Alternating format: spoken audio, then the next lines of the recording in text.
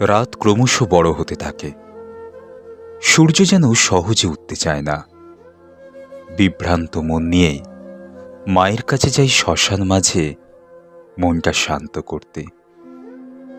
অনেক কষ্ট করে অষ্টম শ্রেণী উত্তীর্ণ করলাম, তারপর পড়া বন্ধ হয়ে গেল। আর্থিক টানাটানির জন্য যা আয় করি বাবাকে দিয়ে পড়াশোনার খরচ চালাতে গেলে পড়াশোনাটাই বাদ দিতে হয়। স্কুলের মাইনে, বই খাতা, পেন্সিল সামাল দিতে পারলাম না। পড়া ছেড়ে দিয়ে কাজে মন দেবার বৃথা চেষ্টায় রত হয়েছি। ইতিমধ্যে আমার ছোট্ট মেয়ে বন্ধুকে পরিবার থেকে বিয়ে দেওয়ার চেষ্টা শুরু হয়েছে। গ্রামাঞ্চলে 12 থেকে 15 বছরের মধ্যে মেয়েদের বিয়ে হয়ে যায়, এটাই সামাজিক নিয়ম। আমরা দুজনেই বিভ্রান্ত হয়ে পড়ি। কি করব কেউ কাউকে জিজ্ঞাসা করতে পারছি না। আমাদের দুজনের বয়স হলো, ওর 14 আর আমার 17 বছরই পূর্ণ হয়নি। দুজনেই মনের কষ্ট কেউ কাউকে ভাগ করতে পারছি না। মরমে মরে যাচ্ছি। একদিকে আমার সামাজিক পারিবারিক ভগ্নদশা, অন্যদিকে আর্থিক সমস্যা তথই বচ। অতএব সামনাসামনি বসে কষ্ট পাওয়ার থেকে নিজেকে অনেক দূরে সরিয়ে নেয়াই শ্রেয় বলে মনে হলো। নদীর কূল ভাঙে কানে শোনা সম্ভব, কিন্তু চোখে দেখলে অনেক কষ্ট পেতে হয়। যতই কষ্ট হোক, তাই দূরে চলে যাওয়ার সিদ্ধান্তই নিলাম। এমন সময় ছোট্টবেলাকার পাশের বাড়ির বন্ধু মন্টু কয়েক বছর তারা চুঁচুড়া শহরে চলে গিয়েছে। সেই মন্টু হঠাৎ আমার কাছে উপস্থিত। বলল, তোর দাদা চুঁচুড়ায় থাকে, বিয়ে করেছে, বউ আছে, তোকে তারা সেখানে যেতে বলেছে। আর তোর বাবা না হয় পরে তাকে নিয়ে যাবি। প্রথমে বাবাকে ছেড়ে যাব, কে দেখবে তাকে, এইসব নিয়ে অনেক ভাবনা চিন্তা করছি। আবার আমাকেও তো এখন বহু বছর বাঁচতে হবে। এসব নিয়ে দোটানায় পড়লাম। গ্রামে কাজ থাকে না 12 মাস, উন্নতির কোনো জায়গা নেই, জমি জমা সব শেষ। বাবাকে বললাম শহরে যাবার কথা, সে অল্প কথায় সায় দিল।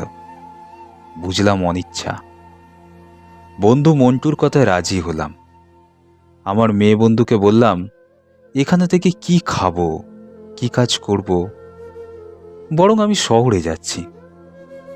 যদি দাঁড়াতে পারি আবার আমি আসব, খুব তাড়াতাড়ি। যদি পারো তুমি আমার জন্য অপেক্ষা করো। বাল্যকালে স্মৃতি বিজড়িত মাঠ ঘাট, প্রিয় শ্মশান, প্রিয় বন্ধুরা এবং প্রিয় মেয়ে বন্ধুকে ছেড়ে বিদায় নিলাম। নীলরতন আমাকে কৃষ্ণনগর স্টেশনে বাসে তুলে দিয়ে গেল। যাওয়ার আগের দিন বাবাকে বললাম, আমাকে তো নিঃস্ব করে দিয়েছ, কিছুই তো দিলে না আমাকে। কত জমি জমা সব বেচে খেয়ে ফেললে, কত অত্যাচার করলে, অপমান করলে, মারধর করলে, আর দাদার উপর রাগ করে হাজারো অভিশাপ দিলে আমাকে। তবুও বলছি, যদি আমি কখনো নিজের পায়ে দাঁড়াতে পারি, তোমাকে সেদিন আমার কাছে অবশ্যই নিয়ে যাব। আপাতত আমার নিজের জন্য নতুন করে বাঁচার লড়াই শুরু করতে হবে। আমার প্রিয় প্রাথমিক এবং বেতাই উচ্চ বিদ্যালয়কে নমস্কার করলাম। সবথেকে বেশি কষ্ট হচ্ছিল, বুকের ভেতর হৃদয়টা ভেঙে চুরমার হয়ে যাচ্ছিল সবাইকে ছেড়ে যাওয়ার জন্য। আজও সেই কষ্ট, অসহ্য যন্ত্রণা যখন মনে পড়ে আমাকে কুড়ে কুড়ে খায়। নিঃশব্দে চিৎকার করে উঠি। নীলরতনকে হাত দেখালাম, বিদায় জানানোর হাত। বাস ছেড়ে দিল গন্তব্যস্থল কৃষ্ণনগরের উদ্দেশ্যে। প্রায় 2 ঘন্টার রাস্তা, কিন্তু যাবার সময় 8 টাকা জোগাড় করতে না পারায় স্কুল ট্রান্সফার সার্টিফিকেট নিতে পারলাম না। দিদির স্বামীও এই টাকাটা জোগাড় করে দিল না। বাস ট্রেন ভাড়া বাবদ 10 টাকা জোগাড় করে হাওয়াই চটি, হাতকাটা জামা আর একটা হাফ প্যান্ট পরে অজানা দেশে দিলাম পাড়ি। কয়েক মিনিটের মধ্যেই খেয়াল করলাম আমার কান্না বন্ধু আমাকে বুকে জড়িয়ে ধরে রেখেছে। যাবার সময় চলতে চলতে তিনটে কথা বারবার মনে হচ্ছিল।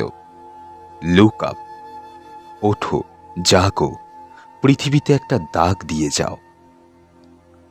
অবশ্য সময় কি বলবে নিয়তি জানে, আমি জানি না, জানা সম্ভব নয়। বুকের মধ্যে হাজারো যন্ত্রণার ঘূর্ণিঝড় বইছে, তা সত্ত্বেও নতুন আহ্বান টানছে আমাকে। বাস ইঞ্জিনের আওয়াজ যেন আমার ভবিষ্যৎ চিন্তাকে অতিষ্ঠ করে তুলেছে। কোথায় যাচ্ছি, কেন যাচ্ছি, কি হবে আগামী দিনের জীবনযাত্রা? একা একা নিঃসঙ্গ জীবন এভাবে কখনো কোথাও যায়নি। বেতাই তেহট্ট ছাড়া কিচ্ছু চিনি না।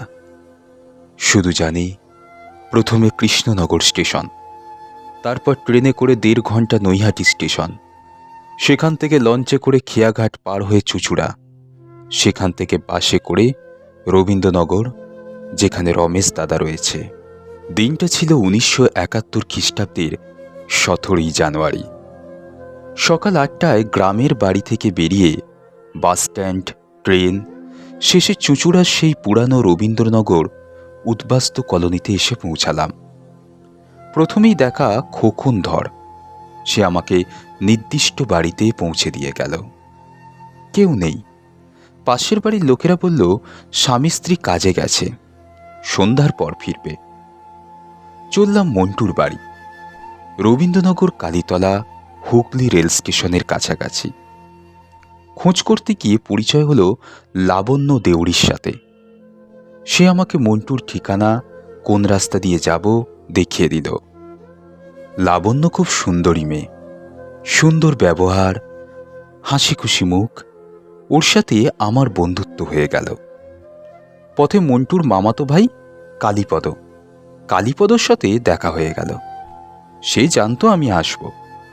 আমাকে দেখে একগাল হেসে আমাকে নিয়ে চলে গেল মন্টুর বাড়িতে, অর্থাৎ ওর দাদা চিত্ত ঠাকুরের বাড়িতে। মন্টুর সাথে দেখা হয়ে গেল। বৌদি সব জানত। সাথে সাথে স্নান করার জায়গা দেখিয়ে দিল এবং ভাত বেড়ে দিল।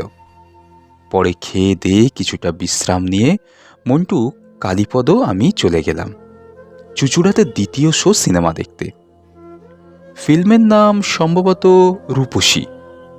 লাবণ্য শহর এবং জীবন সম্পর্কে আমাকে বাস্তব জগতের অনেক কিছু শিখিয়েছিল। সে ছিল আমার বৌদির সহকর্মী। আমার বৌদিকে সে নাম ধরে ডাকত। আমাকে বিশ্বাস করত, খুব ভরসাও করত। প্রাণ খোলা কথাবার্তা মেলামেশা ছিল আমাদের মধ্যে। অনেক রাতে নির্জন চুঁচুড়া স্টেশন রাস্তা দিয়ে আমি হাত ধরে বাড়ি অবধি পৌঁছে দিতাম। আমার বৌদি সেটা জানত, কিন্তু ওর যেসব চাহিদা ছিল আমার থেকে তা পূরণ করতে আমি আর্থিক ও সামাজিকভাবে অসমর্থ ছিলাম। এর জন্য আমার প্রতি লাবণ্যর অনেক অভিমানও ছিল, কিন্তু আমি তো নিরুপায়। দাদার বন্ধু ধ্রুব মজুমদার আমাকে তার জুনিয়র হাই স্কুলে ভর্তি করে দিল 8ম শ্রেণীতে। কারণ আমার ট্রান্সফার সার্টিফিকেট ছিল না, হাতের সময়টাও ছিল অনেক, বছর শেষ হতে। অনুকূল চন্দ্র শিক্ষাশ্রম, বাঁশের খুঁটি, দরমার বেড়া, টালির চালা। হেডমাস্টার মশাই ছিলেন গুরুপদ শিকদার মহাশয়। প্রত্যেককেই বিনা মাইনেতে নিয়মিত পড়াতেন। আমি কিছুদিন পড়ার পর আধা ছাত্র আধা শিক্ষক হয়ে গেলাম। এছাড়াও যতীনবাবু, অঙ্ক মাস্টার বাবুদা ও একজন দিদিমণিও ছিলেন। মাস্টারমশাইরা মাঝে মধ্যে আমাকেও পড়বার জন্য নিম্ন ক্লাসে পাঠাতেন, 5ম, 6ষ্ঠ ও 7ম শ্রেণী পর্যন্ত। যাই হোক, শেষ পর্যন্ত 1ম স্থান উত্তীর্ণ হলাম, আবার দ্বিতীয়বার 8ম শ্রেণীতে। পরের বছর 1972 সালে ওই সার্টিফিকেট নিয়ে উত্তর চন্দননগর গড়বাটি হায়ার সেকেন্ডারি স্কুলে ভর্তি হলাম 9ম শ্রেণীতে। কিন্তু আবার সেই পুরানো কাসুন্দি। টাকার অভাবে বই কিনতে পারলাম না, প্রিয়জনরা কেউ সাহায্য করল না। স্কুল থেকে নাম কাটা গেল। মনে হলো ভাগ্যের কাছে আবার হেরে গেলাম। পিপুল পাতি জ্ঞানাজ্ঞান প্রাইভেট অস্থায়ী নাইট স্কুলে ভর্তি হলাম। সেখানকার ছাত্রদের নোংরা পরিবেশ থেকে ছেড়ে দিলাম পড়া।